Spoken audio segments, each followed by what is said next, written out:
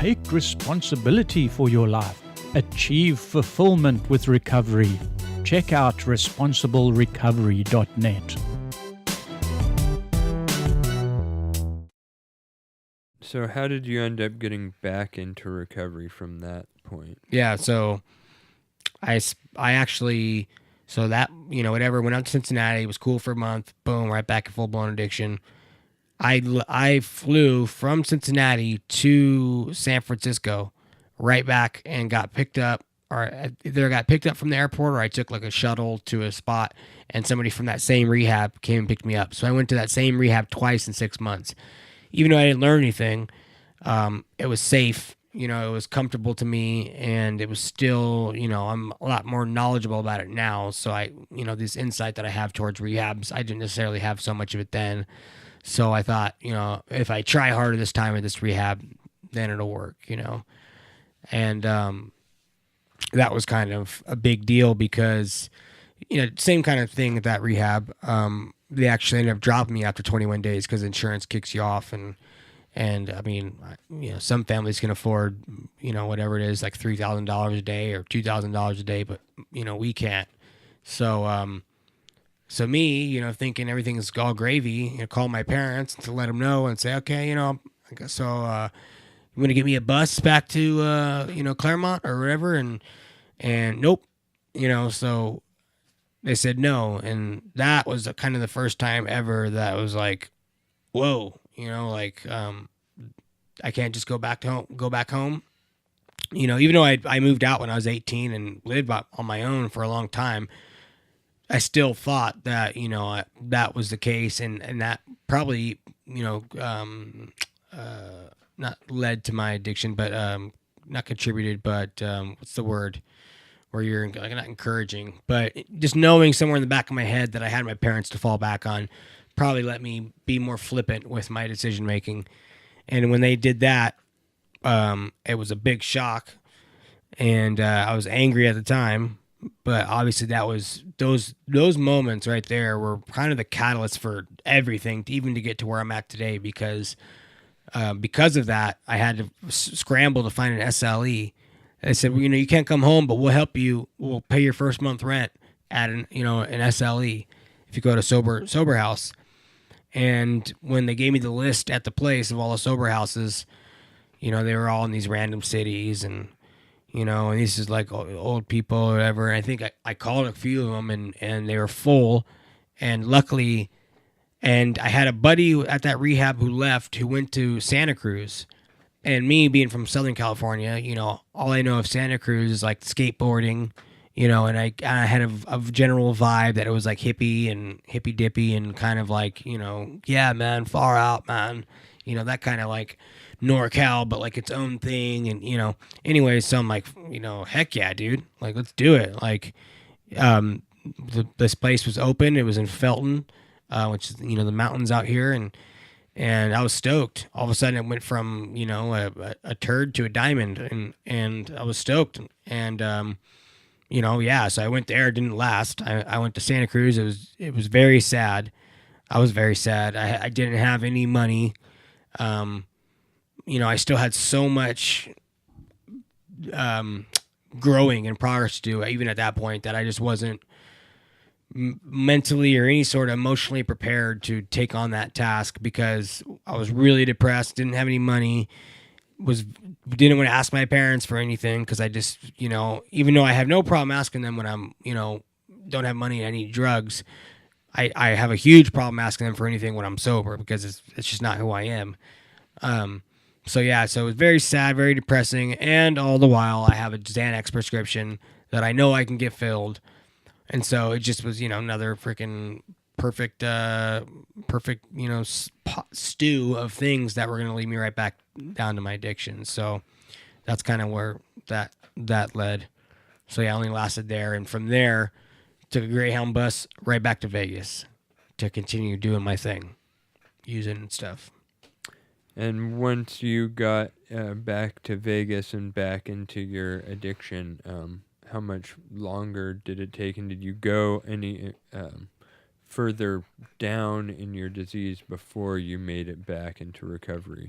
Somewhere in that mixture of times, I went and lived in Colombia, South America for a while, and that was awesome. Except for the detoxing in a third world country. It's not a third world, but it feels like that vibe when you're from here.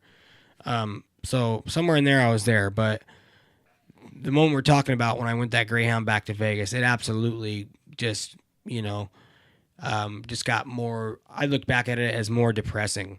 I knew I had a lot of friends and connections out there, so I was able to get a job right where I had before, which is in an apartment complex, kind of a lower end apartment complex where my guys who sent me to Colombia own it and run it. So there's my job, there's my house. Didn't have to try hard to do those kind of things, So yeah, absolutely got worse. I think, I went right there. I don't think I was sober. I'm skipping little things here and there, but yeah, I just got worse. And until I started losing, I'd lost a job in Ohio due to drugs, but the kind of same thing started continuing to happen. Even with my buddies, the guys who were getting me, the guys who loved me and saw me grow up, who gave me that job, sent me to South America. I came back. They embraced me immediately. The drugs. I would show up high. I'd do something. I'd get drug tested. I'd fail. I'd get the real drug test. Take me to the lab, and it was just sarcastically or rhetorically saying, whatever, something morphine. What is this? Show me the results and stuff. Yeah, you're fired, blah, blah, blah. So I'd always kind of find a little thing. Had at that point got another girlfriend who was a heroin addict too. Didn't know she was a heroin addict until we were hanging out after the first couple nights and I'd mentioned something and I saw the glimmer in her eye and bam, it was off. And with her, just more depressing isolation. You don't hang out with anybody. Your day consists of, for me, working, lunchtime, coming in, getting high, going back out. When you live where you work, it makes it very easy. But there was a couple months there where I tried shooting up. I wanted to try it because I was down. I mean, screw it. I was down, and you're in such a world, such a gnarly underworld. When you're going there, you're this underworld with so many weird creeps, and you're literally in an underworld, a counter world to the real world. Like the people, the herp derps and the kooks that you're associated with when you're using heroin, especially. It's literally it's two different universes, And so yeah, we existed in that underworld, and the underworld is depressing. You don't do any of the normal things that normal people do to that give you happiness. Your brain has been rewired for its reward system to be straight from those drugs. So lots of shitty apartments, shitty people stealing and tweakers and very depressing things. And when you're in a relationship with somebody who does the same thing, it is completely chaotic. So chaotic. I mean, the fights, the arguments, the emotions that you have that are completely fueled and potentiated, misconstrued by the drugs makes it just absolutely gnarly, a gnarly existence. And for me, after you get lights shut off, your parents have cut you off, you have a cell phone that only gets Wi-Fi, so you have to kook around to find a Wi-Fi. You're watching the basic 6 channels that you get with the regular TV, so you're watching the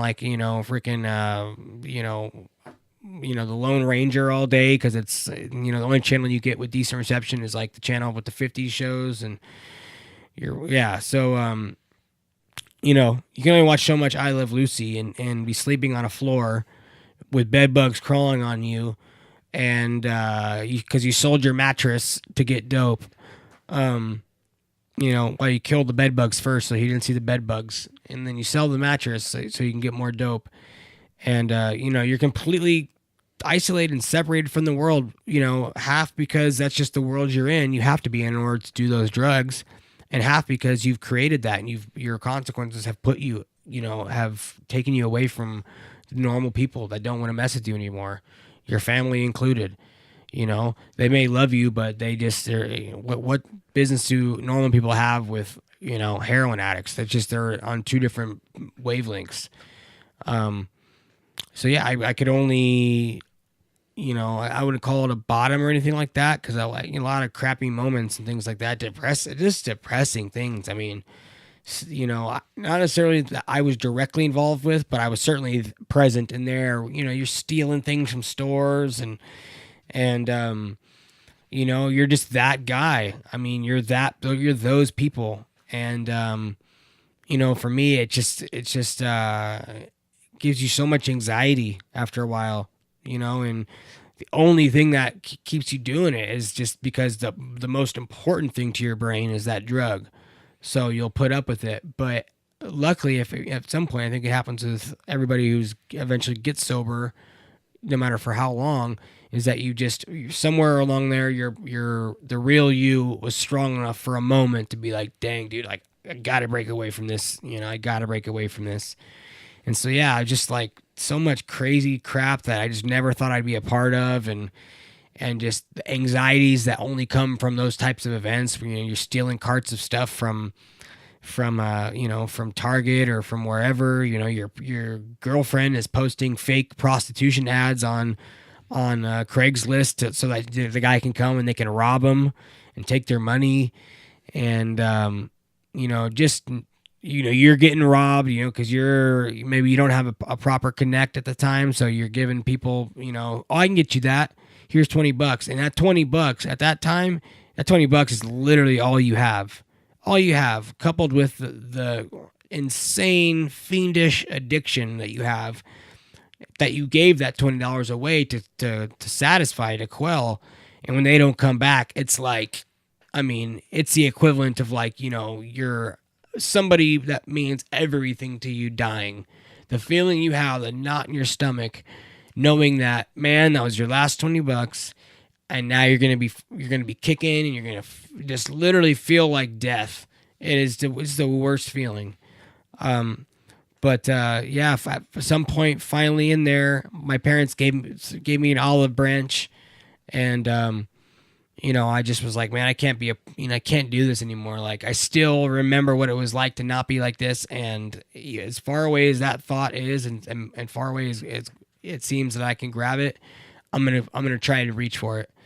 And I think at that point in Vegas, I left everything in Vegas and walked to the bus station and headed back to California. I still had things happen after that, but that's kind of the next chapter.